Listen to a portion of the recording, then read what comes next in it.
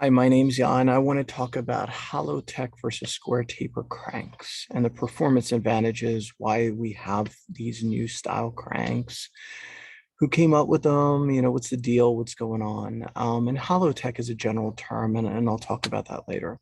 Let's start about square taper cranks. So square taper cranks have been around forever, as far as I can tell. I've been in the industry for 30 years, and that's all I've ever known up until, yeah, I guess like 15 years ago or so. So square taper cranks are essentially the bottom bracket, which is where the cranks sit on, is just a square. And, so the cranks have a square drilled out of them inside, and, you just install them on this bottom bracket. And generally, I would say if the contact area was the entire surface area of the square, I would think these are pretty efficient, machines or, like instruments, whatever you want to call them.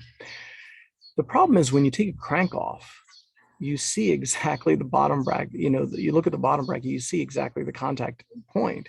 And it's only at the very edge, it's only on a very corner of the square at each one of the four corners, essentially just before the corner, you see the crank digging into it. And looking at that, you just know, man, that's not okay, because the contact area is minimal. It's barely, it's hardly existing. And, so this has been going on for decades. And about 15 years ago, Shimano came out with Octalink. It was about 15 years ago. I don't remember exactly. And this Octalink was essentially like a hollow bottom bracket shell. And it had, like curvature on the bottom bracket.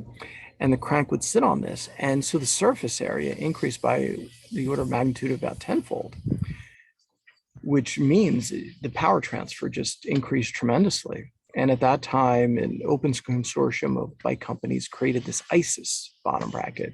It's kind of an open source bottom bracket crank interface, logically equivalent to the Octalink. I mean, really, they needed to come up with something because Shimano was just going to clean out the entire bottom bracket crank, marketplace. And so ISIS was formed, ISIS style was formed. And nowadays they have so many different types and this and that. It's so, I think the term that people usually use is just Holotech. So if you have a hollow bottom bracket, that's really good. It means that the spindle is actually wider, right? And it's going to, and there's going to be less flex, and there's curvature on the outside, which is really important because this curvature adds surface area, and the surface area adds contact area, right? Which means there's more power transfer. So at the end of the day, Holotech is really the way to go. Whatever it is, whatever style you get, whatever you do. The old school square taper, they're okay. They've been around forever. They work, they do a great job. But it's the new stuff that really, it's just so much more efficient. And it's actually lighter too, because you don't have this entire thick, piece of aluminum or steel that, generally. I mean, the spindle, it's thick, it's solid. So it's hollow. It's much better. It's much lighter.